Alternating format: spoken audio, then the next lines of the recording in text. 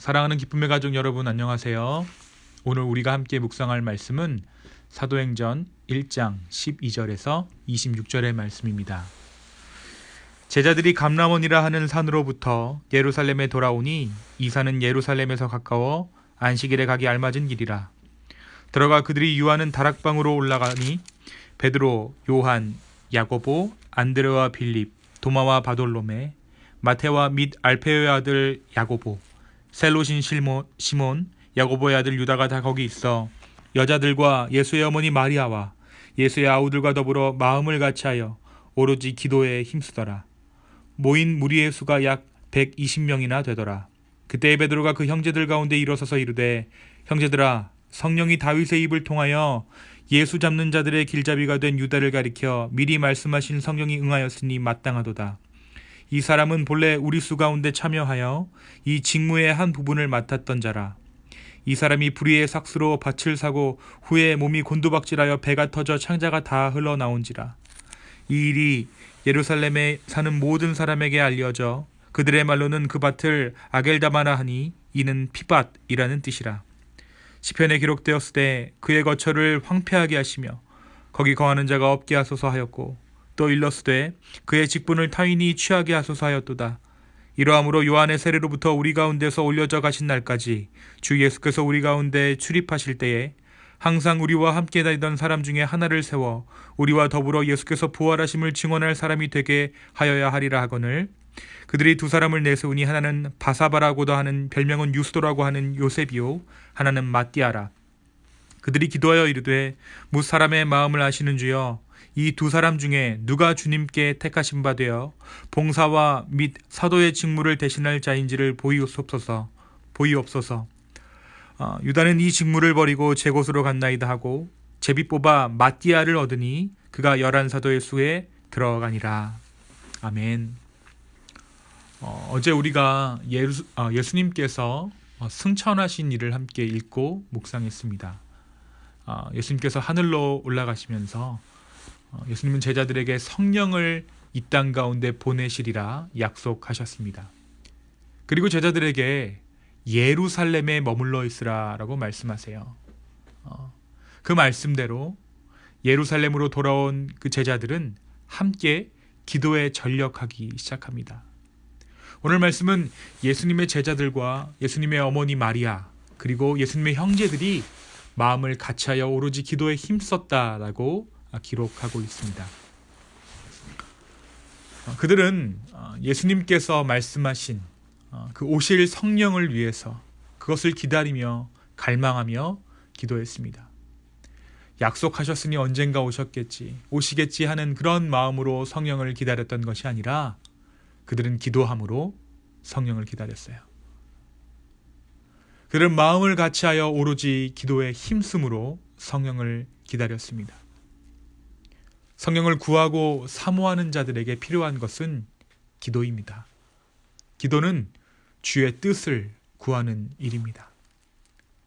다락방에 모인 예수님의 제자들을 비롯한 120명의 사람들은 하나님의 일을 하기 전에 기도함으로 성령을 구했습니다.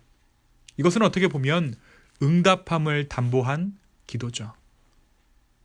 우리의 기도 역시 마찬가지입니다. 응답이 우리의 기도를 통해 이루어지는 것이 아니라 응답은 하늘에서 이미 내려져 있고 그것을 위해 우리가 기도하는 것이죠. 이 기도가 하나님의 인도하심을 받는 유일한 길입니다. 제자들은 이것을 알았고 하나님 앞에서 그 응답이 담보된 기도를 주님께 드리기를 시작합니다. 사랑하는 기쁨의 가족 여러분, 우리는 과연 얼마나 기도하고 있습니까? 기도는 시간이 중요한 것이 아니다. 혹은 기도는 너무 많이 하면 안 되고 삶과 균형을 맞춰야 한다라고 생각하며 혹시 기도를 소홀히 하고 있지는 않습니까? 어떤 기도가 좋은 기도일까? 어떤 기도가 효과적인 기도일까 생각하기 전에 기도하는 저와 여러분 되었으면 좋겠습니다. 일단 기도하면 좋은 기도로 주님께서 인도하실 것입니다. 일단 기도하면 가장 효과적인 인생의 방향으로 우리의 삶을 인도하실 것입니다. 그렇게 전심과 전력으로 그들이 기도했을 때 베드로에게 한 가지 마음이 생겨요.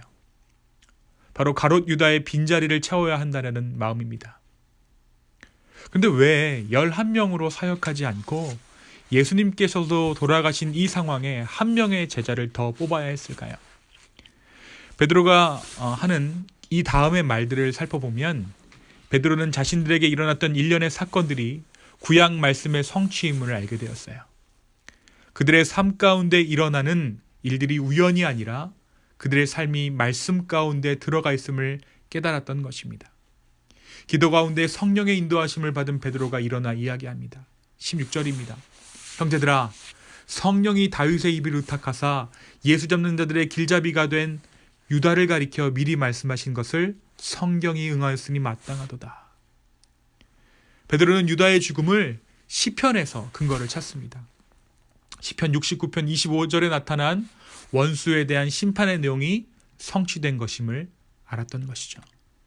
또한 베드로는 시편 109편 8절의 말씀을 통해서 유다의 죽음으로 공석이 된 그 자리를, 제자 한 자리를 다른 사람에게 넘겨주는 것이 하나님의 뜻임을 알게 되었습니다.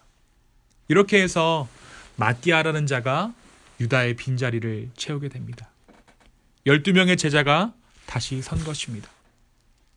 이렇게 되면 예수님께서 살아계실 때 말씀하신 누가복음 22장 28절에서 30절의 말씀, 12제자가 하나님 나라의 보좌에 앉아 이스라엘 12지파를 다스릴 것이다 라고 그 말씀하신 약속의 성취가 되기도 합니다. 그리고 이 12명의 제자가 완성된 후 얼마 안 가서 하나님이 약속하신 성령을 제자들에게 보내주십니다. 먼저 제자들을 준비시키신 후, 그리고 베드로로 하여금 그들의 인생 가운데 일어나는 모든 일들이 구약의 성취임을 알게 하신 후에 하나님께서 일하신 것이죠. 사랑하는 여러분, 우리가 왜 말씀을 읽고 쓰는 걸까요? 그 안에 우리의 인생의 답이 담겨 있기 때문이에요. 많이 읽고 많이 쓰는 것도 중요하지만 정말 우리가 말씀을 읽고 쓰는 이유는 그 안에 우리의 인생의 답이 있기 때문입니다. 기도하는 자들에게는 말씀을 보았을 때 그냥 보게 되는 것이 아니라 눈과 귀가 열려있는 상태로 말씀을 보게 돼요. 베드로가 자신의 삶이 말씀 가운데 있음을 깨달았던 것처럼, 인생의 일련의 일들이 말씀의 성취임을 알게 된 것처럼 자신의 삶이 말씀을 성취하는 삶이 됨을 경험한다는 거예요. 말씀을 살게 된다는 것입니다. 이는 마치 아무 길잡이도 없이 사막 한복판에서 정말 이리저리 정처 없는 그런 인생을 살다가 성경 안에서 길을 찾게 되는 것과 같습니다. 나의 인생이 말씀 가운데 있으며 그 말씀이 나를 인도하며 나의 인생이 하나님의 말씀의 성취가 되는 것, 그리고 내가 말씀을 살게 되는 것, 그것이 주님 안에 있는 삶의 축복이다라는 것을 깨닫게 된다는 것이죠. 사랑하는 기쁨의 가족 여러분, 주님은 우리로 하여금 말씀을 살게 하셨습니다. 우리가 기도하며 주님의 뜻을 구할 때에, 그리고 말씀을 읽고 쓸 때에 주님은 우리의 삶을 인도하실 거예요. 그리고 그 인도하심은 우리를 하나님의 나라로 이끌어 주실 것입니다. 나의 나라를 건설하기 위해 살았던 우리의 인생을 하나님 나라를 건설하는 인생들로 바꾸어 주실 것입니다. 오늘 하루 주 안에서 기도와 말씀으로 주님의 인도하심을 구하는 저와 여러분 되었으면 좋겠습니다. 주님을 사모하십시오. 성령을 사모하십시오. 말씀과 기도 가운데 주님의 길을 찾는 저 여러분 되기를 예수님의 이름으로 축원합니다. 함께 기도하겠습니다. 주님, 우리가 기도할 때에, 주의 뜻을 찾을 때에 주여 우리 가운데 말씀하여 주시옵소서. 우리 기쁨의 가족 한 사람 한 사람들이 정말 주 안에서 발견되게 하여 주시고, 우리의 인생이 주 안에 있음을 깨달아 정말 기쁜 마음으로 주님 앞에 나아갈 수 있는 우리들 될 수 있도록 주여 축복하여 주시옵소서.